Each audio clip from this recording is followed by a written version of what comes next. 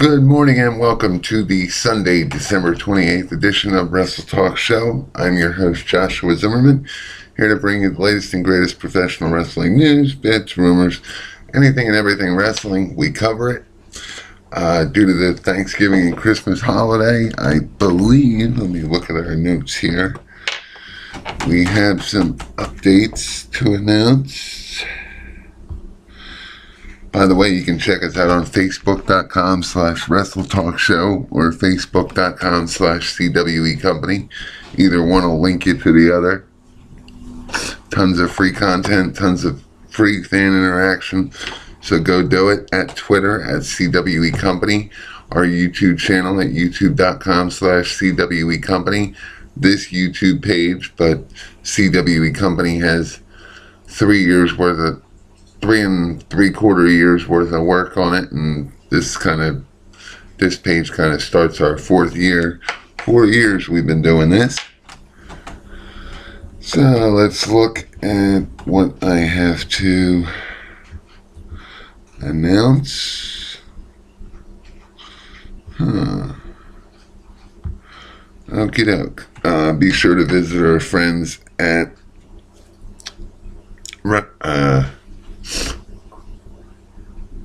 Pro Wrestling Torch, pwtorch.com, smartwrestlingfan.com. PW Torch has a Monday through Friday podcast. Monday, the hour leading into Raw. Tuesday through Friday, 5 to 6 p.m. Eastern Time. That's available. You can listen right through their website, live streaming, pwtorch.com, prowrestling.net, another good site, smartwrestlingfan.com. Joe Negron and his partner, Mr. Mutant Larry, do a 3 to 4 hour weekly podcast every Tuesday from 3 to 7 p.m. Eastern. You can watch it through Skype or Stick'em, whatever provider they're using right now, but you can watch it live or put it in your feed for iTunes. It'll be up there the next morning. Joe usually loads about an hour after he does the show every Tuesday night. And with him doing earlier shows, instead of the fans getting shows at like midnight in their RSS feed, they're getting them at 9, 10 o'clock at night, so it's a little more reasonable if you wanted to listen to it the same night or the next morning. It's all still there. Moving into our wrestling news, but before we do, again, we've mentioned our Twitter page, our YouTube page, our Facebook pages. Our business advocates can find us on LinkedIn.com.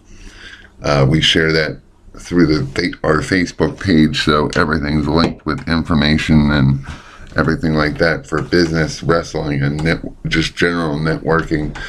We encourage you to use that.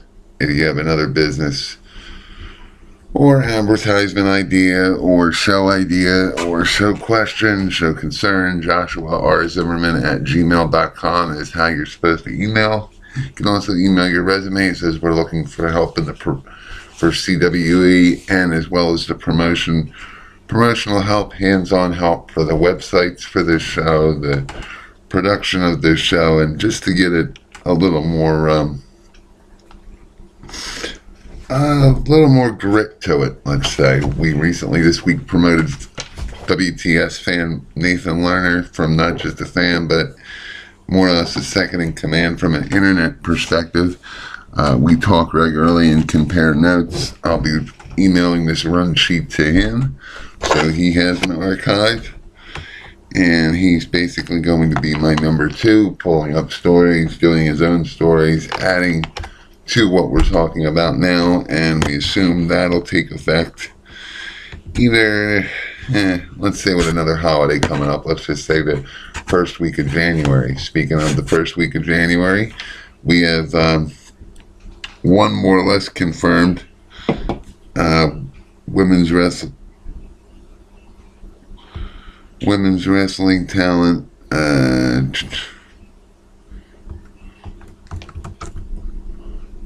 One second. Page is a little slow. Casey Carlisle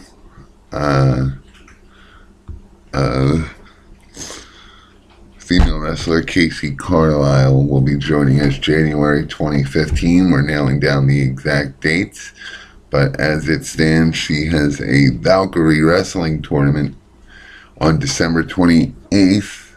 That's tonight at 6 p.m. Eastern Time. Feel free to check her out. I'm sure with the links provided on Wrestle Talk Show, you can find her. She posts every day, especially promoting this event. We wish her best of luck in Valkyrie tonight. And she was on Damage 365.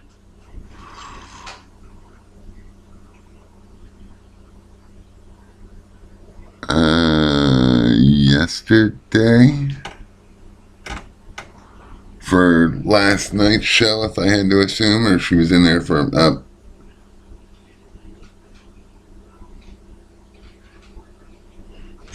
Sunday morning. It was the women's champion and number one contender, Mistress Belmont. We're talking about the Valkyrie event where Carlisle will put up her defend her women's title against Belmont, and we wish her the best in her title defense and look forward to our interview sometime in January.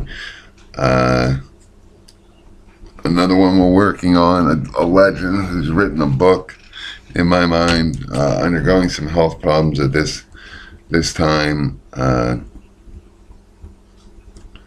But as we confirm his date, both of them really will kind of finalize it. But we know that we want Miss Carlisle the beginning of January, so it's only safe to assume that with the remaining 3 weeks of January, with 4 weeks in January, we'll figure something out between two interviews.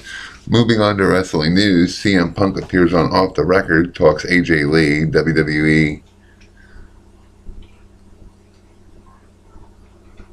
CM Punk appears on Off the Record, comments on AJ Lee, UFC, and WWE before verbally attacking show host for making the interview wrestling-centered. When he was there to talk UFC, Punk continued making the media rounds this week, which was last week, I would believe. Like I said, we don't want to do show to show because there's always news to report, but kind of gets monotonous. It kind of works because, like with the Kevin Nash story, by the time we were ready to air a video, a bunch of new information came out.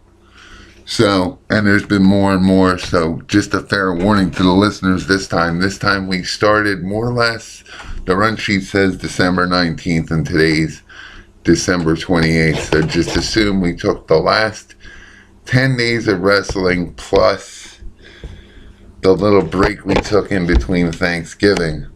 And from the last video to December 19th to now, you're getting the scattered news. A lot of them, the news report itself will be marked on which date it broke, but it just gets monotonous to break wrestling news every day or every other day when you can wait every 3 days and get more out of one story instead of a bunch of stories about one story, if that makes any sense.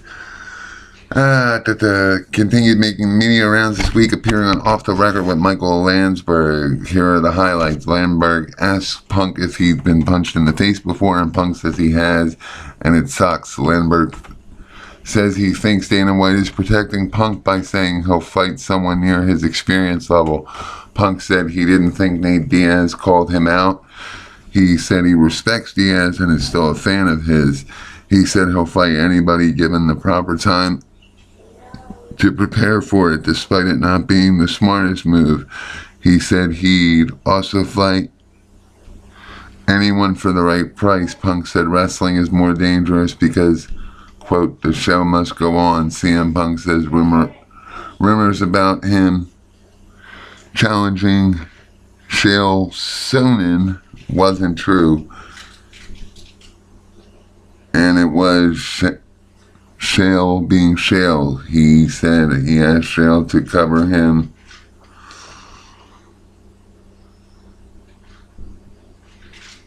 He said he asked Shale to corner him or be his wrestling coach, and he took it to the next level. Lamberg asked how Punk can say that he's not going back.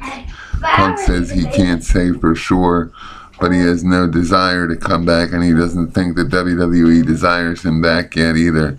Punk is asked about his wife, AJ Lee, working for the company. He says that them having separate careers has made the relationship stronger. He said that he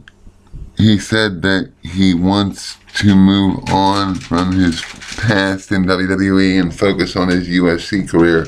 Landsberg asks if his questions have pissed Punk off, and Punk says the interview is wrestling-centric and he's there to talk about UFC.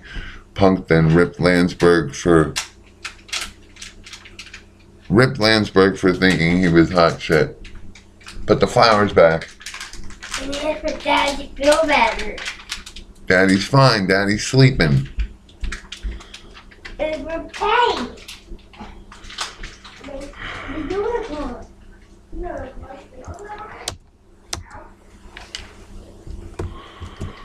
WWE tribute to the troops viewership. CM Punk shows off scar on Opie show. CM Punk talking with Opie Radio today. This was all last week's news, by the way. Giving you the tribute to the troop numbers. Punk shows off the scar from his much talked about staph infection. WWE's 2014 tribute to the troops on the USA Network drew 2,230,000 viewers on Wednesday night. In comparison, Tuesday's live Super SmackDown on USA Network drew 2,027,000 viewers. Chef James Robolski recently presented Stephanie McMahon and Triple H with a Best for Business cake. Good for them. And part of our hot topic and ongoing WTF moments, TNA.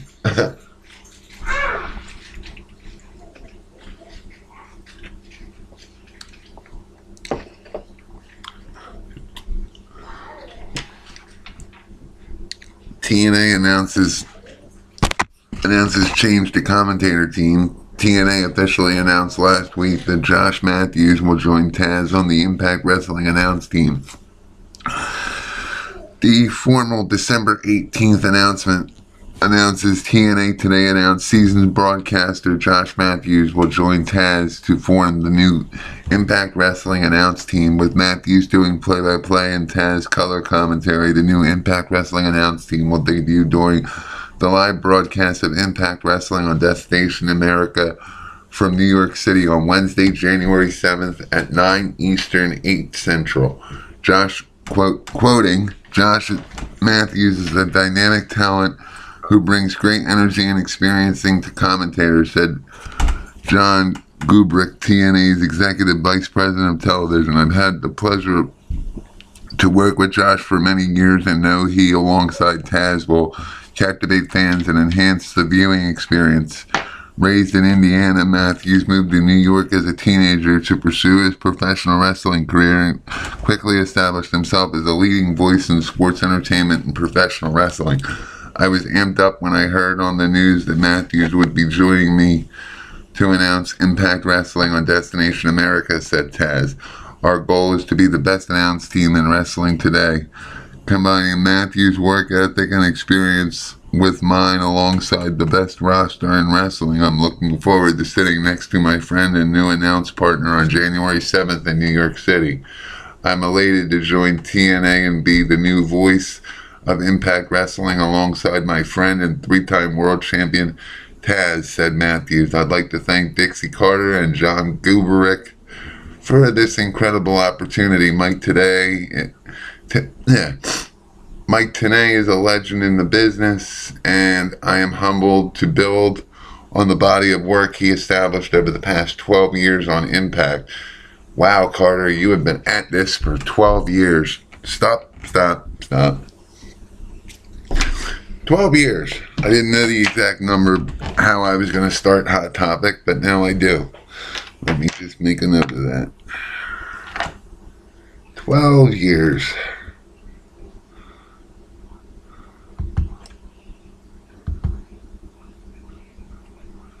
One second.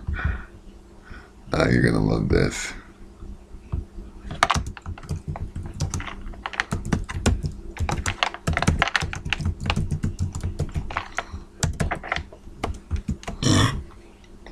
Alright. That's for Hot Topic. I'm going to try and stay as on topic as I can until we get to where I can be off the cuff.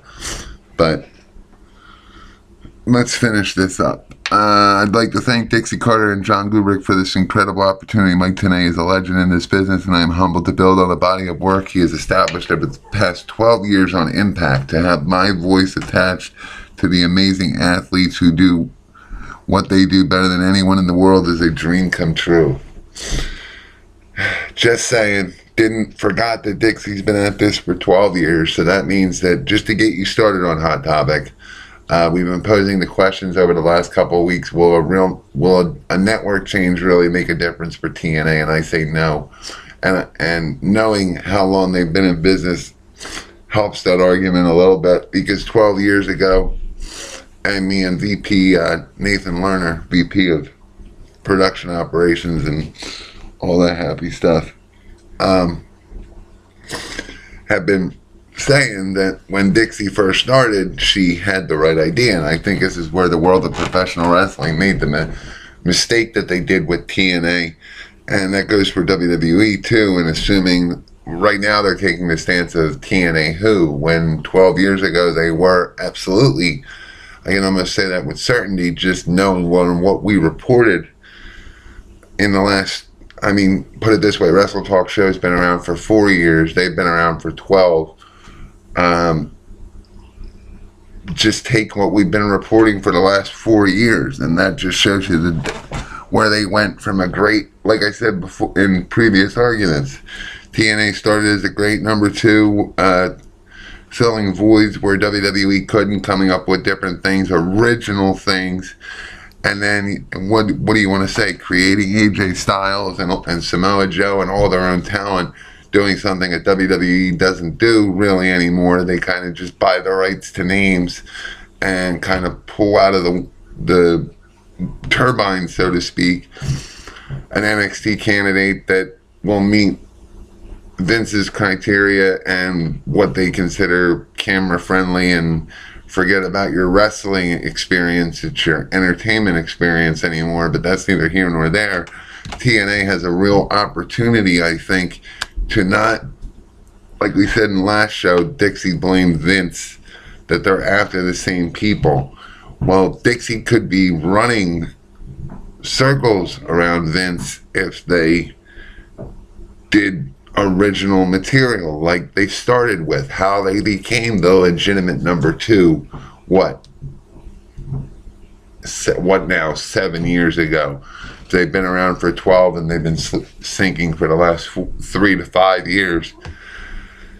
That means that they created AJ Styles, they created Samoa Joe, they had Sting in there who was running things from, I'd like to believe, from a wrestler standpoint and from a production standpoint. If they could have Hogan do both, there's no way that I don't believe that a legend like Sting wasn't, and the Dudleys weren't putting their 2 cents into it, to what you have now, where you more or less not forced, but AJ has shown you that he doesn't need TNA. The independent scene has embraced him with arms wide open. Same thing they would do to Daniel Bryan. Daniel Bryan's market value will soar if WWE ever lets him go.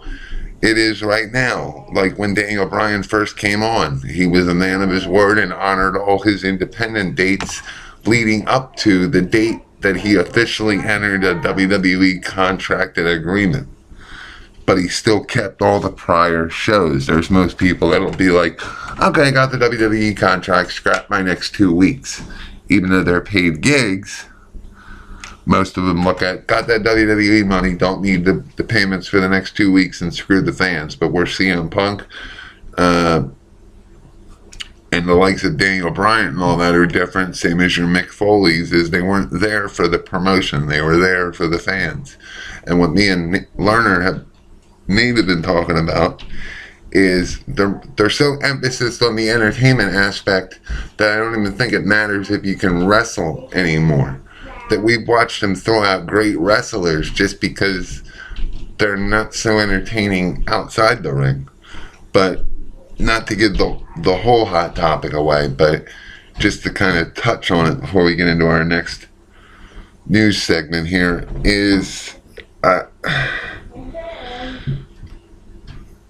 Panda Energy put Dixie Carter in charge. Dixie Carter, let me just give you the short analogy leading into it, and then we'll break it down. Dixie Carter creates TNA. TNA flourishes with the creation of the likes of AJ Styles, who becomes their champion poster boy, kind of like the Cena to WWE. Creates Samoa Joe, creates some others, and then completely goes off base over the last 4 to 5 years and looks to WWE for ideas. When this used to be a number 2 competitor in the beginning when they first started, because they weren't looking to WWE for ideas. They were an original wrestling company.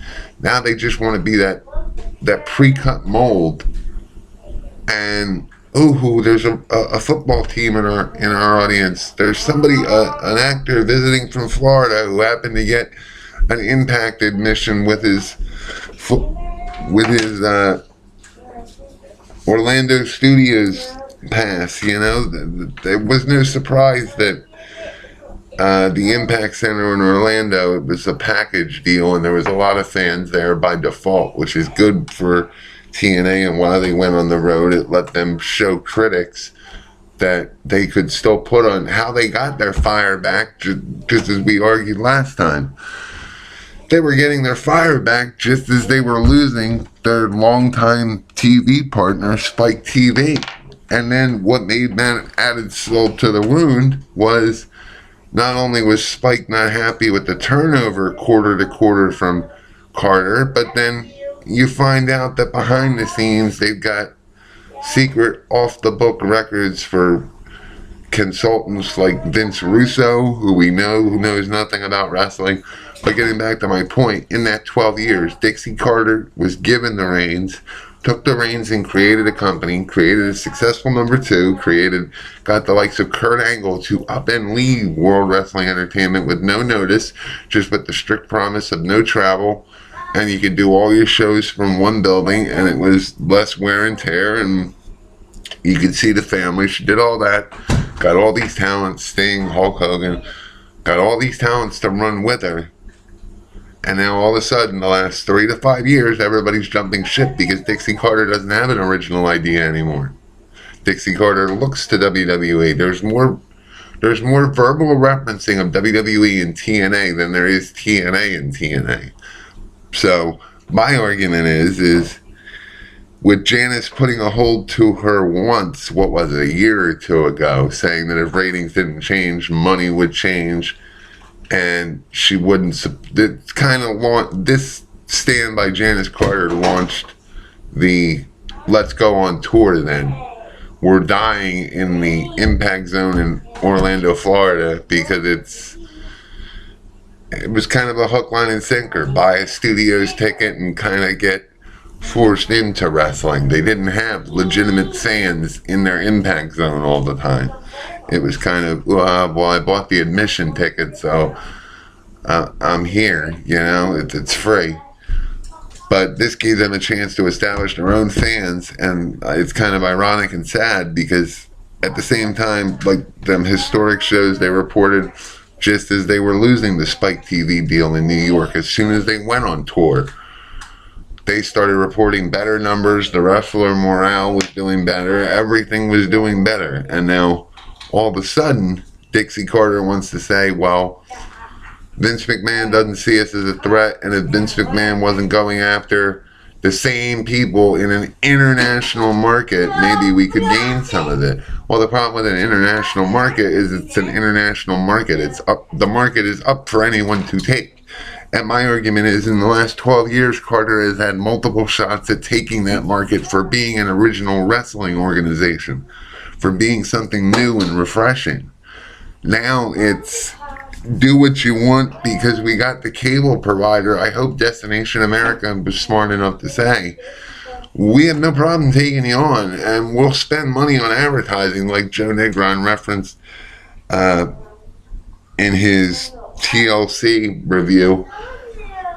We have no problem. Obviously, they're going to spend money on promotion because they just acquired it. They want to see it do good, but you have to believe that there was some kind of, in the beginning, understanding that, yeah, we'll spend the money, but don't think we're going to hold your hand like Spike TV did. If anything, they cut their teeth on Spike, and now Destination America will say, look, you had one of the best networks in cable representing you.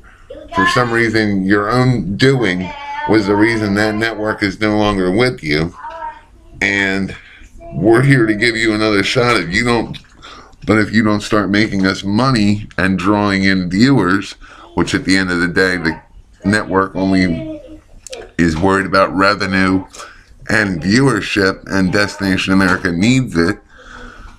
As soon as we can get SmackDown off of science fictional television, it'll make more sense. But this deal makes sense. I have to believe that there was a pre-understanding. Look, we'll give you another shot. We'll spend the money on advertising. But as we're spending it, you need to show us an outline plan of, you've lost ground in the last 4 to 5 years. Under Spike, it's the reason Spike was, the last 2 renewals, was hesitant on renewing you. And for Destination America to do it, you have to think that it's okay, we'll do it, but there better be a pretty quick turnaround in the ratio comparison to fans, viewership, and sales. Whatever Destination America helps TNA put their name out for, Destination America needs some kind of surety that it's not a lost investment, as Spike TV seen in their last arrangement with TNA, that the last couple of years have been nothing but losses. That's why I posed the question last show, how long do you, or on our Facebook page, facebook.com/WrestleTalkShow, how long do you think Spike TV will be with Destination America? Destination America is doing it because they think it's a win-win. It's a baby network that needs ratings, and wrestling is something that I always argue sells itself. But when you throw in Dixie Carter running things with no wrestling or business experience whatsoever, and her ability to take a company in a 12-year period and turn it into a significant number 2 product, all the way down to the number 1 product, calls them basically the lesser of number 2. I mean, they're not even threatened by them anymore, where at one point Vince wouldn't even mention them by name. I mean, that's how unintimidating TNA has become, and it's all because of Dixie Carter's business moves. And my only argument is, every other business would have said, and like Janice said a couple of years ago, and I thought there was actually going to be follow through, every other executive has to answer. There's even WWE executives calling for Vince McMahon to answer that bait and switch he kind of pulled with the network. Let me borrow the money now, and 4 years later you'll have a network. But I'll tell you every year in those 4 years that the network is coming. Just be patient. And I'll guarantee you X amount of subscribers and fall dramatically short. But moving on. Update on Taz's new podcast. Taz's new podcast drops next month. You will be able to listen to the podcast on iTunes and radio.com. It's also been heard that Taz has signed with CBS Radio, so it's assumed that the podcast will be available on there as well. Taz's podcast drops January 7th, and his first guest is WWE Hall of Famer Adam Edge Copeland. Taz noted on Twitter that he will also discuss some behind-the-scenes details after he made his WWE debut at the 2000 Royal Rumble.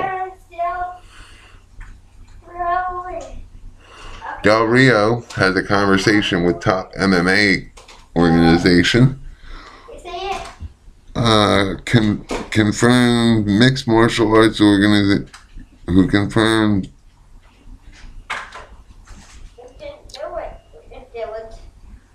MMAfighting.com spoke with Bellator president Scott Croker, who confirmed that the martial arts organization was in talks with Jose Alberto Rodriguez, formerly known as Alberto Del Rio. Quote, I think that we did reach out, Croker said. I'm not sure where that is, and by no means is it in the 11th hour, but I know there's some dialogue going on. Croker noted that Rodriguez has had a lot of great MMA fights in the past, and seeing him squaring off against fighters in the Bellator roster will be a fun time. Rodriguez competed in MMA from 2000 to 2010 and has a 9-5 record. His last fight saw him lose to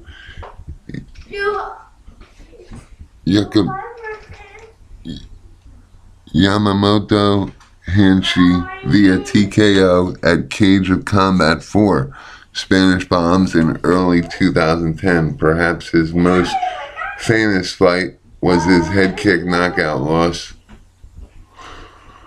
to Marco Crocop in Pride in 2003. Update on Bray Wyatt being placed in the ambulance after December 22nd Raw. Bray Wyatt was placed into an ambulance after last night's Raw taping. The ambulance had Hennepin County Medical Center on the vehicle. I can confirm the fan report, and Bray Wyatt was placed in an ambulance after the show. However, Wyatt was not taken to a hospital. I'm assuming that it's an angle, and the footage was shot for next week's TV tapings. As noted earlier, both of next week's TV tapings will feature a split crew of both Wyatt and Ambrose, who are not scheduled for next week's Raw. Edge and Christian added to another WWE TV taping. Edge and Christian will host WWE Raw next Monday at the Verizon Center in Washington, D.C. As is becoming the norm with a Raw guest host, the duo will also be at the WWE SmackDown taping the following night on December 30th at the Norfolk Scope Arena in Norfolk, Virginia. Raw talks while Punk talks about while in WWE not headlining a major or any pay-per-views, and if he'll keep his name in UFC. The Associated Press has a story about CM Punk signing with the UFC. During the interview, UFC President Dana White talked about Punk's drawing power and noted he could sell some units. Punk was also interviewed for the piece and noted that he would be introduced as Phil CM Punk Brooks when he fights. I've come this far with CM Punk, and that's what people know, Punk said. I'm trying to stick with that. I'm not shying away from it. I'm not ashamed of it. Punk also expressed his frustration on headlining live events, but not major pay-per-view. Imagine if UFC took Conor McGregor and just put him in, and they just put him on Fight Pass prelims, and they wouldn't let him main event the big pay-per-view or a big show, Punk said. That's how I felt. I was the main event on all the house shows. I was the only guy that was touring live every single day. When it came time for the pay-per-view main event, someone else is coming in. Details on WWE Hall of Famer suffered injuries at a recent independent event. WWE Hall of Famer Tully Blanchard was injured during a run-in at a recent Pro Wrestling Syndicate event following his daughter Tessa Blanchard's mixed tag match. Blanchard actually injured himself while getting in the ring for the run-in.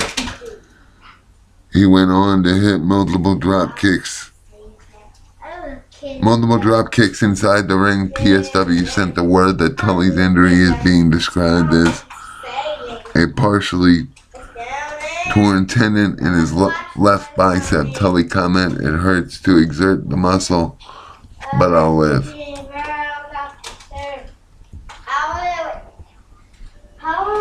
SmackDown replay viewership. Miz gives Naomi congrats. WWE stock note. Newswire for December 23rd. Fallout from last night's Raw features WWE Tag Team Champions The Miz and Damian Sandow. With Naomi, Miz congratulates Naomi on her win in the Six Divas match. WWE stock was up 2.37% on Monday, closing at $12.07 a share. The high was $12.08, and the low was $11.86. WWE talent Jamie Noble turns 38 today, December 23rd, mind you. While wrestling legend The Great Muta turns 52. Friday's episode of WWE SmackDown, which was a replay from Tuesday's live show, drew 1.995 million viewers. This is down from the 2.027 million viewers on Tuesday night, and down from the 2.531 million viewers that last Friday's show drew. Former ECW talent talks developing his gimmick, loyalty to the company, and more. Joel Gertner, who worked in the original ECW as a ring announcer, manager, and color commentator, appeared on the most recent episode of Colt Cabana's The Art of Wrestling, episode number 229, and discussed his start in the business, his time in ECW, and what he's been up to since. His work with that celebrated promotion. Asked by Cabana if he was ever scouted by WCW or WWF, Gardner said there had been nothing serious, but also noted that his loyalty to ECW made him a company. But his loyalty to ECW made him a company stalwart. Cabana asked Gardner if he had ever put feelers out through other guys in the locker room, and Gardner responded by saying it was tough to interpret a lot of the information that was going around back then. There were third-party things that I heard, Gardner recalled. There was me with the Dudley Boys in the lead up to it. There was me with the Dudley Boys in the lead up to it, and then in 1999, a lot of different things happened at the same time. The Dudleys went to WWF, we got TNN, and I found out that Paul was interested in having me be the color commentator with Joey, and remembered how big a deal it was that Joey did the weekly TV by himself, but then also when he did the pay-per-view by himself. So the fact that Paul, who was picked by WCW when he was young to be a color guy, and he worked with Rick Rude, and now he's giving me the opportunity to work with Rick Rude in his company on his television show. I was so loyal that when I spoke to people in other companies, which wasn't a lot, but when I did, it was as much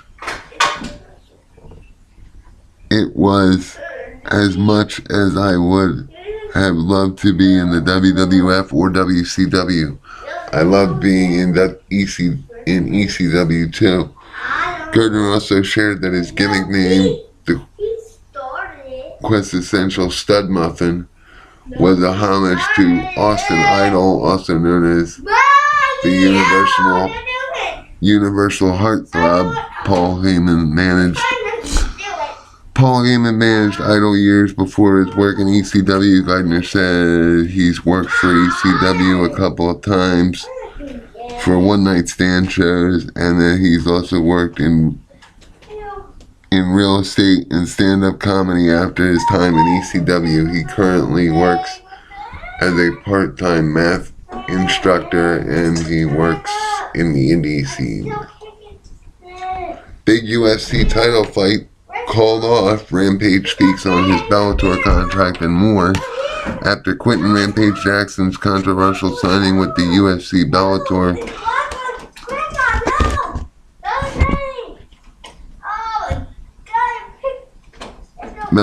claimed that he was still under contract.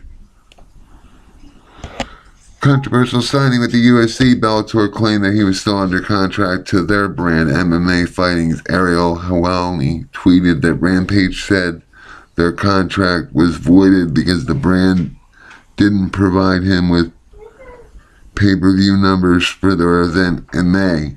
Horrible news for former ECW bantamweight champion Dominic Cruz today, as it was revealed he suffered a third ACL this year.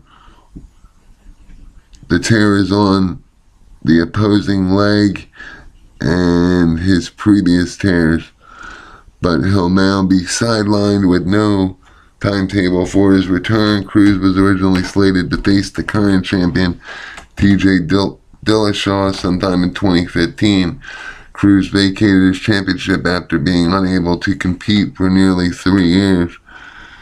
As if that weren't bad enough for UFC, another top contender, Rafael Asensio, is also on the shelf with a broken ankle.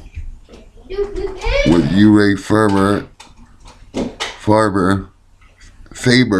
and TJ Dillashaw unlikely to fight each other due to being training partners, former champion Renan Barroa may be next in line. UFC announced a television deal in Canada. They sent out the following press release. Bell Media's TSN and RDS will deliver a slate of marquee UFC programming to fans across multiple platforms, including major live events, preliminary fights of UFC pay-per-view events, UFC Fight Night events, and the Ultimate Fighter series. Fight Network will broadcast all UFC Fight Night events from around the world, as well as preliminary bouts for domestic non-pay-per-view cards. TSN and RDS will partner with Fight Network to produce an original live pre-fight program before the pay-per-view events that will air on Canada's #1 sports networks. Additional shoulder programming will air across TSN's suite of 5 national feeds, giving UFC fans more access to programming than ever before. As a part of the partnership, TSN, RDS, and Fight Network will work together to provide effective sales and marketing of UFC broadcasts in Canada.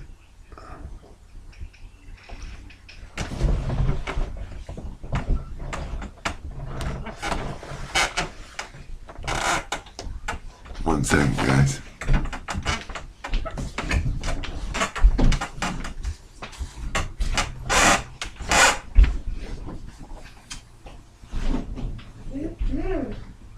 Who's doing that?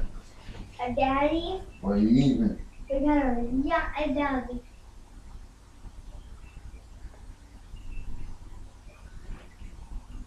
Daddy, get out.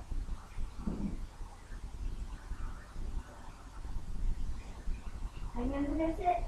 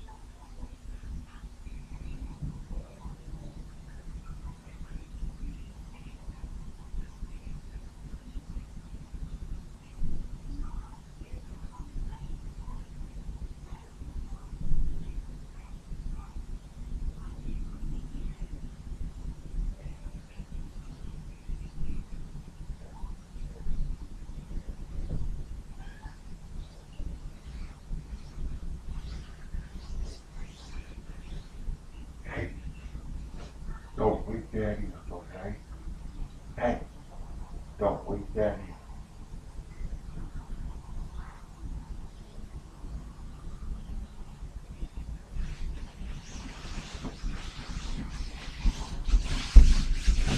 Sorry about that, guys.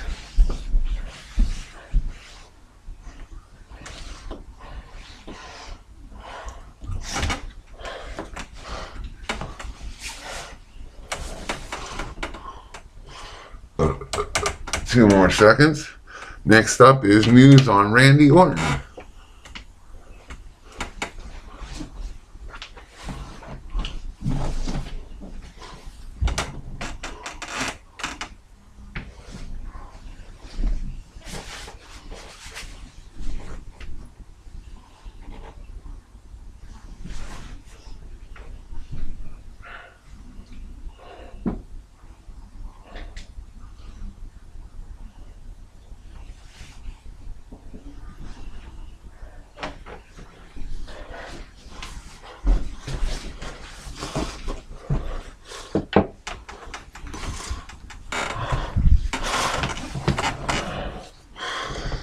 Alright, news on Randy Orton's return to WWE airtime. This is from the December 22nd news wire. And our news will go from December 22nd to December 28th, as there was new news broken last night into this morning. News on Randy Orton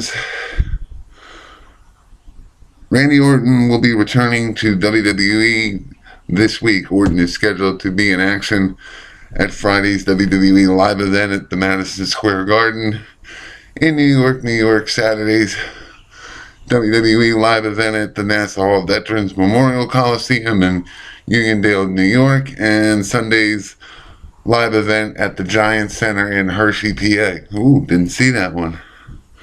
Sorry, I missed it.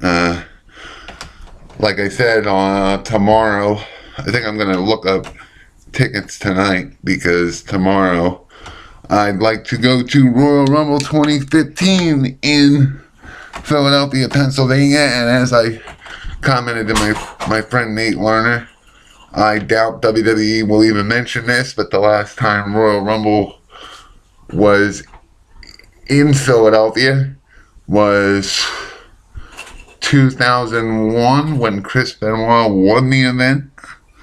But I doubt they'll even reference the last time they were here and who was still alive, ironically, and all that.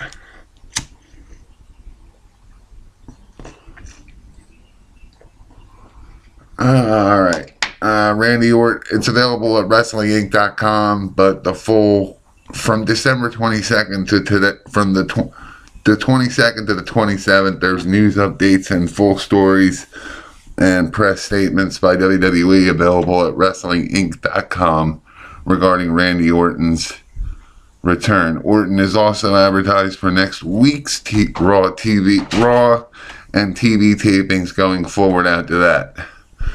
TNA announces another new television show from the December 23rd newswire. TNA issued the following: Destination America expands weekend wrestling lineup with addition of TNA Wrestling's greatest matches. Destination America announced today it is adding TNA Wrestling's greatest matches to its weekend lineup of wrestling program. An hour-long show, Greatest Matches, presents the most remarkable and unforgettable contest of iconic TNA superstars such as Kurt Angle, Sting, Jeff Hardy, Mr. Anderson, Samoa Joe, and AJ Styles. TNA's Greatest Wrestling Matches debuts with a 3-episode mini-marathon on Saturday, January 10th, beginning at 10 a.m. on Destination America Eastern Time, followed by two new additional premieres on Friday, January 16th at 9 a.m.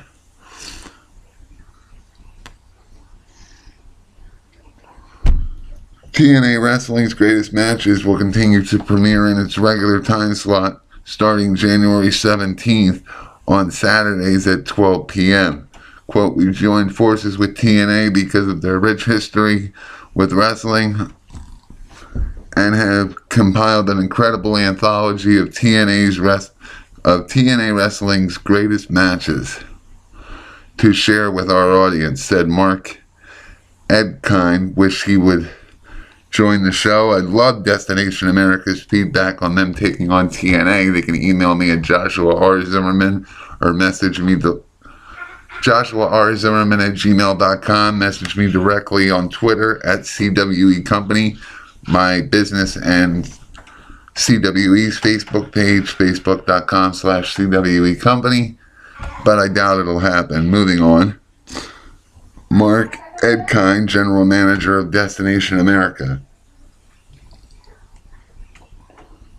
We're bringing fans and viewers together as we celebrate the wildest and most intense and the most jaw-dropping moments in the careers of some of the best professional wrestlers in the world with TNA Wrestling's greatest matches. The legacy of TNA is best celebrated by looking at the amazing moments created by our iconic wrestlers in their finest matches, said TNA President Dixie Carter. It's why we're so thrilled to bring TNA Wrestling's greatest matches to an ever-growing lineup on Destination America, the new home for fans looking for professional wrestling at its best. That's rich. With a special live broadcast, Impact Wrestling debuts on Destination America on Wednesday, January 7th from 9 to 11 p.m. Eastern, televised from New York City's legendary Manhattan Center. Impact Wrestling moves to its regular time slot on Fridays, 9 to 11 p.m. Eastern, beginning January 16th on Destination America. Impact Wrestling Unlocked with announcer Mike Tenay will kick off Saturday wrestling with premieres in its permanent, again regular time slot on Saturdays from 10 a.m. to 12 p.m., followed by brand new episodes of TNA Wrestling's greatest matches at 12 p.m. 12 p.m. January airings of TNA Wrestling's greatest matches will include the following: Saturday, January 10th, 10 p.m., The Best of Sting. 11 a.m., Best of Kurt Angle. Noon, Best of Kurt Angle Part 2. Hold on. Friday, January 16th at 9 a.m., Best of Rob Van Dam. 10 a.m. on the 16th, Best of Mr. Anderson. Saturday, January 17th at 12 p.m., Best of Jeff Hardy. And Friday, January 23rd at 1 p.m., Best of the Knockouts. Saturday, January 24th at 12, Best of Samoa Joe.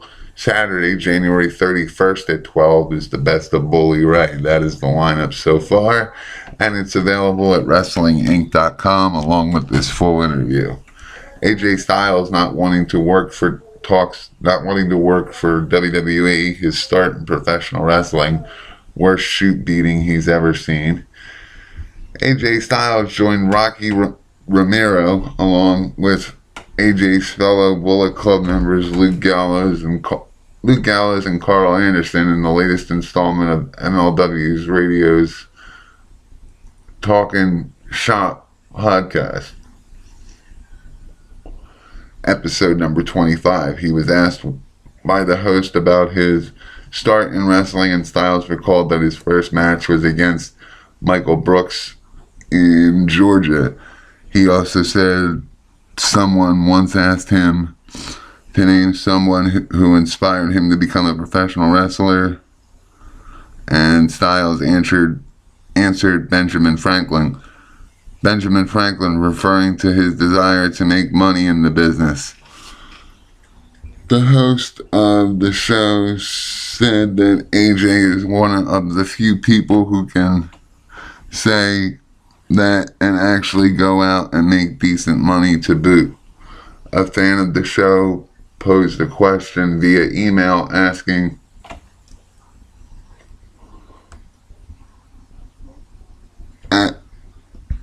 the wrestlers to discuss the worst shoot beatings they'd ever seen. I've seen Low-Ki chop a guy's nipples off, replied Styles when it was his turn in the discussion.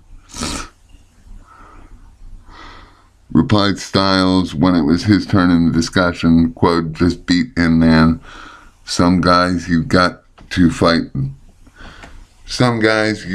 fight back or they'll just keep doing it. That's probably the first thing you learn in wrestling. You've got to take it or you've got to give it back.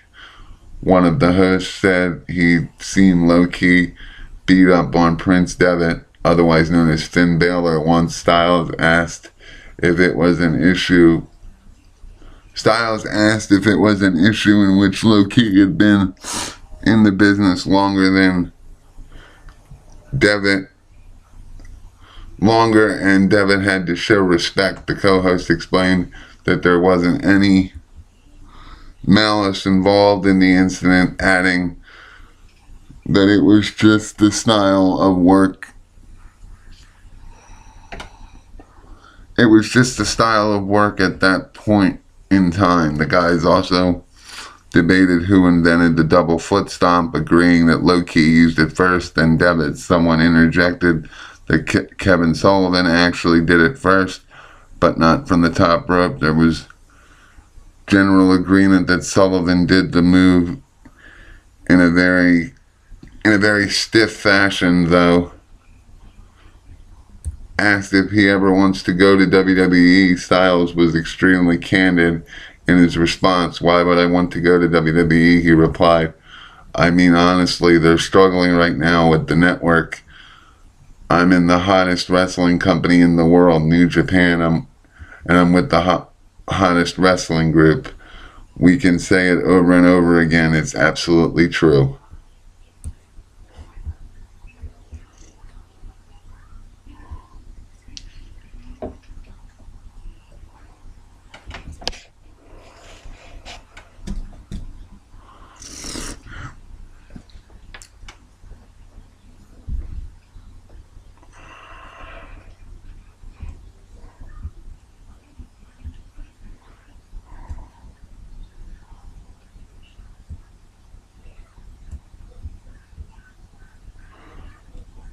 Randy Orton ended up appearing on the end of tonight's WWE live event on Long Island to help John Cena win the main event over Seth Rollins. WWE announced at the start of the show that Orton would not be appearing because he was injured at Friday night's live event at Madison Square Garden.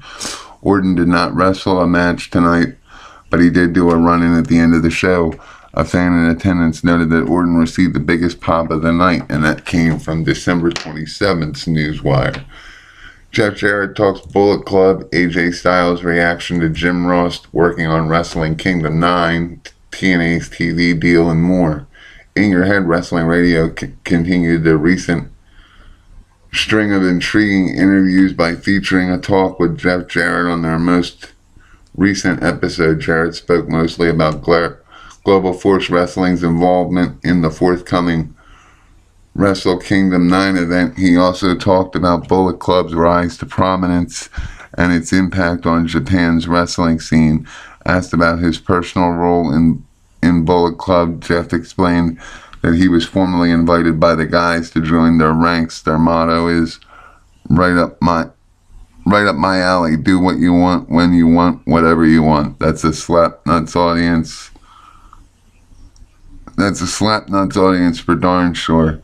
Seriously, those guys approached me when GFW and New Japan solidified their deal and made it public back in August. Those guys came to me a week or so before and said, hey, we want you to be a part of the Bullet Club. And I was like, who wouldn't want to be a part of the hottest faction in all of professional wrestling?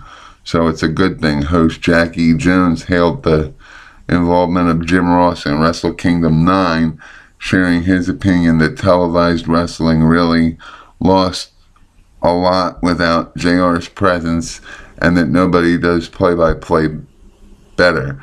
Jarrett agreed that JR's decision to come on board for the event was a significant development and discussed the reaction he witnessed by AJ Styles when Styles learned that Ross would call his match.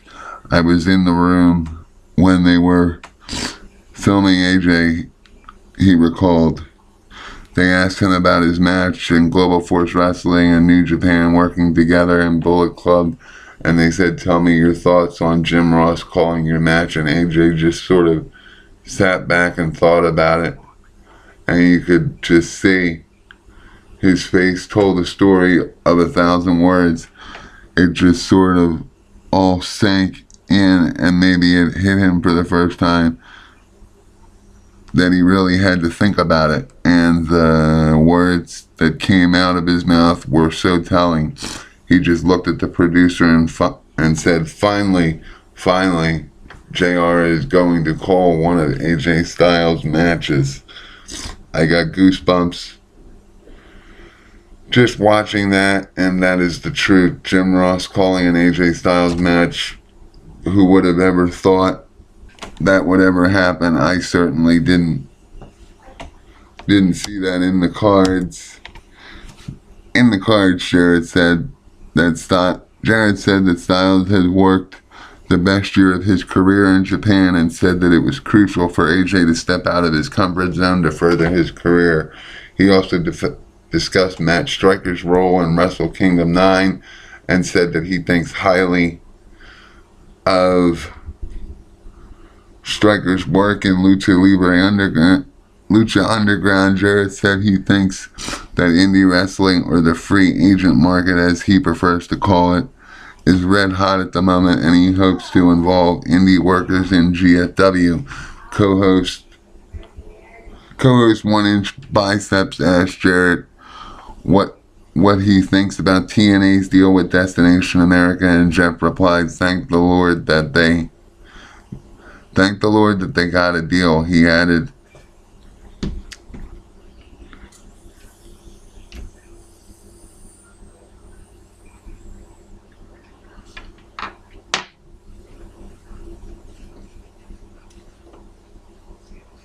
that he didn't think it would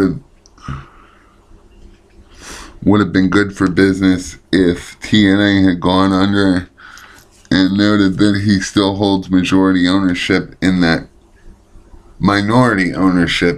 company. Sorry about that. It appears that WWE has given Heath Slater time off to gather his legal problems and legal thoughts. Randy Orton grants a wish from the 12/27 Newswire. It appears that WWE has given Heath Slater some time off while he deals with legal issues stemming from an alleged assault incident at the hotel following a WrestleMania 27 after party, as noted on December 3rd. A misdemeanor arrest warrant was issued for Slater. Slater issued a statement saying he was innocent and he was confident that the charges would be dismissed. WWE also issued a statement saying they would take appropriate action once they received details on the warrant. After that, WWE superstar Bad News Barrett tweeted his support for Slater. Slater's last match came at the November 25th SmackDown tapings, just a week before the warrant was issued. NXT star Tyler Breeze is apparently replacing Slater on the current holiday tour. He teamed with Titus O'Neil and Hornswoggle to lose to Los Matadores and El Torito at Friday night's live event in Chicago. Randy Orton was pulled at the last minute from the 12/27 Newswire, was pulled from the last minute from tonight's WWE live event on Long Island. Orton was backstage at the show as he granted a Make-A-Wish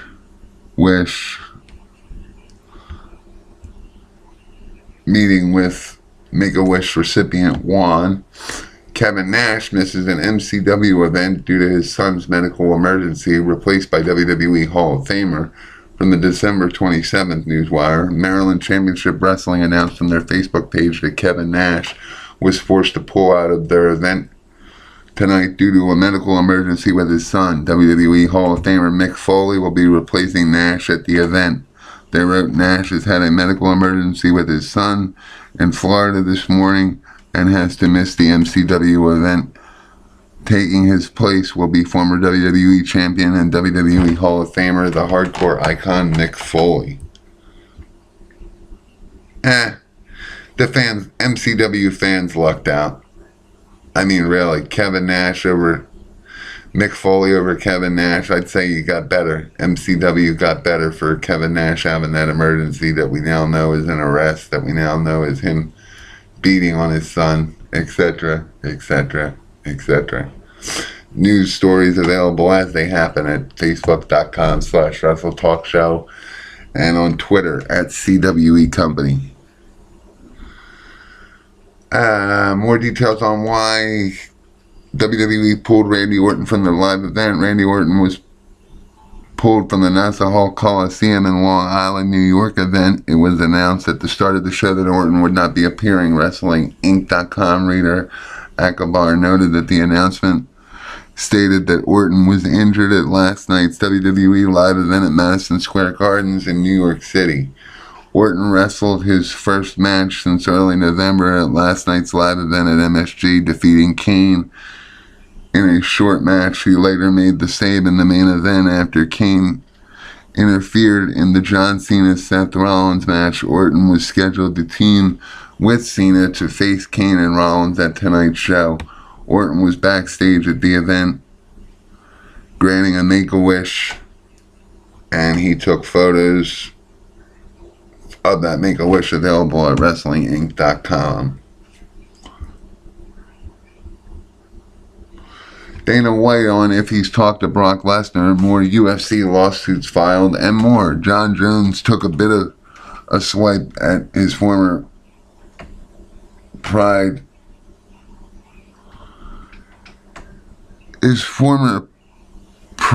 FC champion Dan Henderson in an above clip available at WrestlingInc.com when speaking about challenger Danielle Cormier's last opponent. Jones said he fought a 50-year-old. He said that next week Cormier will be facing a 227-pound 27-year-old that is healthy instead of an old man. In addition to the original class action lawsuit against the UFC, 2 more class action suits have been filed against the UFC. One features Dennis Hallman and Xavier Vasquez. Hoffman was released from the company after failing to make his weight twice in a row. Despite this, the UFC sympathized with his position and paid him for his canceled fight. The company also provided him with an undisclosed sum to aid in a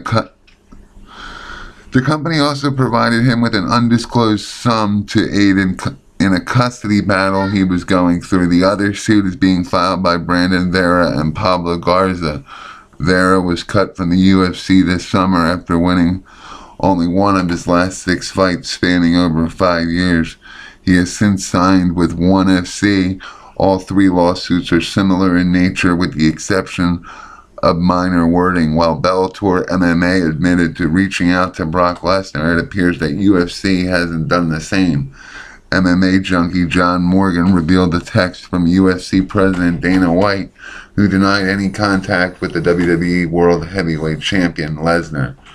Quote, quick text from Dana White regarding latest Brock and UFC reports. I haven't talked to Brock.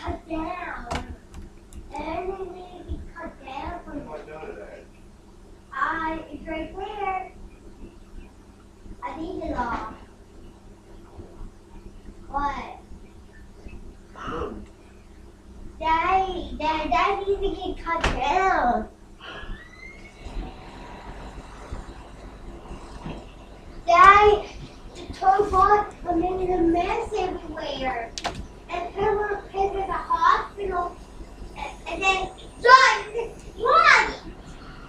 Will Kevin Nash should be appearing at Raw next month. Kevin Nash, Scott Hall, Shawn Michaels, and Hulk Hogan were scheduled for the Raw Royal Rumble Go Home show on January 19, 2015 at the American Airlines Arena American Airlines Center in Dallas, Texas. WWE announced this week that they suspended Nash's Legends contract until Nash's domestic dispute with his son is resolved. Despite the suspension, Nash still appears on WWE's event page for the show, as well as the official American Airlines Center website. A WWE official confirmed to see me. A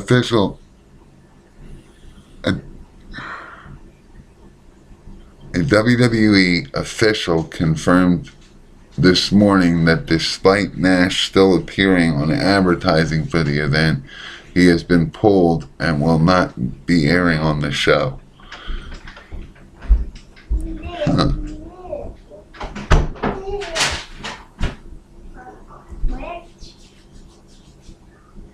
Daddy, I got some medicine for you. I put it in back. What do you got? Nothing. What is it, just water? What she got, just water? Yeah, she got her little thing.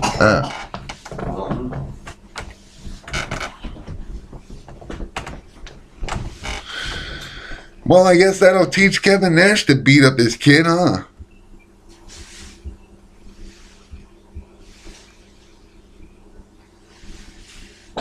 Although I still say you MCW guys got the better deal. If I had to say who do you want to see at a meet and greet, Kevin Nash or Mick Foley, but there wouldn't be a debate there. Alright. Daddy, look. It's a cup of water. Oh, it's a cup of water. To clean that mess you made. What is it? Here, one for your face. Here, you do it.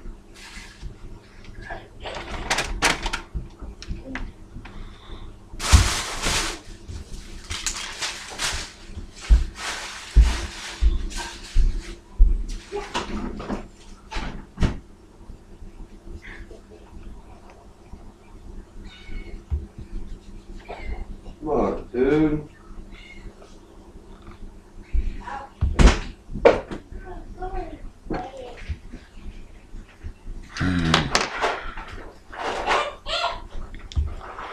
Two more articles and we're done here. Alright, that one we did. Security told to take signage that's related to CM Punk. This is off the 1226 Newswire. WrestlingInc.com. Reader Ricky noted that security was checking the front and the back of signs at tonight's WWE event in Chicago for any CM Punk related material. A security lady at the event confirmed that they were specifically asked to identify and remove CM Punk signage. There you go.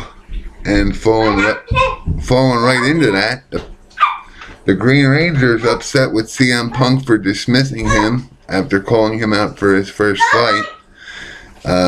Basically, we all know that Jason David Frank, former Green Ranger, recently asked Punk to be his competitor in his first match.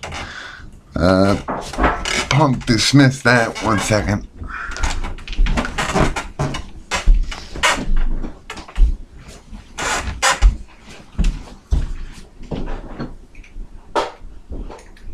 Enough water, Wiggles. Enough water.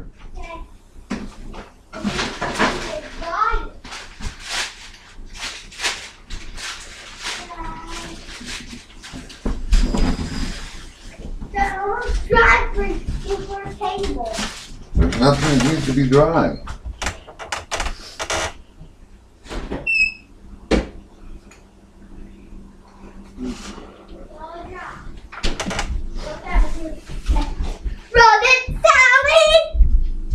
Dad, put a block for you. Daddy,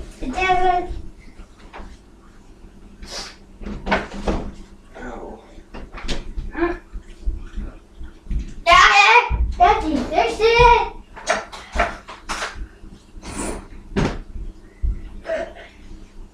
Clean that mess. Put her down. She's eating. I'll do it. Let him eat, Bug. I just filled their food up. Let him eat. Carry this baby alright, Dad. Dad, this is a big baby. They got the school sign.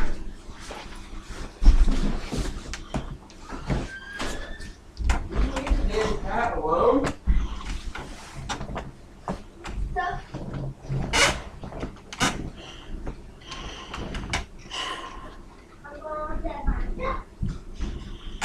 Okay, basically Frank has come out and said that he's done Wizard World conventions with Punk, and they talk like they're friends, but when Frank challenged Punk, Punk wanted no parts of it, and he's not happy.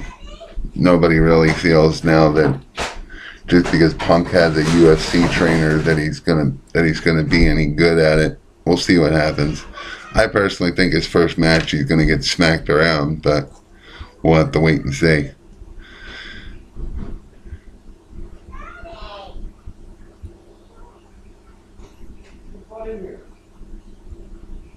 Not for me.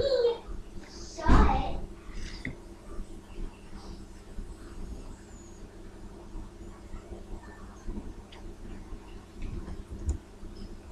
All right, and finally, and wishing Punk the best. Quote, I wish him the best, but he doesn't know what best in this world means, more or less. And finally, before Hot Topics, Sean Waltman has a message for Triple H critics, Kevin Nash, and Sheamus Media. ABC affiliate WSIL TV3 ran a story about Sheamus meeting 7-year-old Aiden Bell via the Make-A-Wish Foundation. Bell was diagnosed with brain cancer in July of 2013. The family is still paying for past medical expenses. You can donate to the family via their GoFundMe account at WrestleInc.com. Kevin Nash's arrest following a confrontation with his son yesterday has been getting a lot of media. CNN has an article about the arrest at CNN.com where they incorrectly state that Nash rounded out his career with the NWO. In the second part of Kevin Gill's interview with Sean Waltman, Waltman talked about his first meeting with Vince McMahon, his WWF tryout, Kurt Hennig working with El Generico, being bullied, hurting people's feelings, the state of independent wrestling, and more. He also discussed Triple H and NXT, quote, for all these supposed big-time know-it-all fans that want to say, oh, Triple H is burying this guy and that guy, then why is it when you let him have his own... Why is it that when you let him have his own effing thing that Vince or nobody else has any say in? It's all...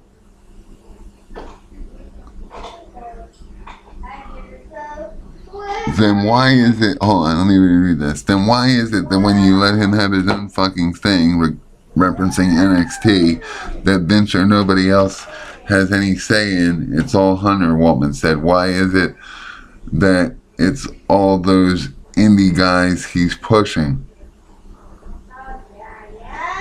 To all those guys who want to blame everything on him, F off. Hunter is a very good pro wrestler. Trust me, everyone is worried about pro wrestling dying or whatever and saying, oh, it's sports entertainment, blah, blah, blah. Trust me, Hunter is pro wrestling. And like I said, today's question of the day is, where do you think Destination America will take TNA, where TNA managed to take itself in a 12-year span from success to nothing? Email your responses to this question.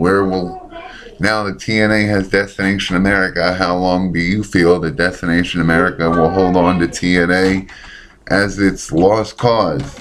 Even though they need the ratings, so something of anything couldn't hurt, I guess. Email your questions, your thoughts, concerns, applications, pictures, wrestling videos, photos, anything related to the show or wrestling or Continental Wrestling Entertainment to JoshuaRZimmerman@gmail.com.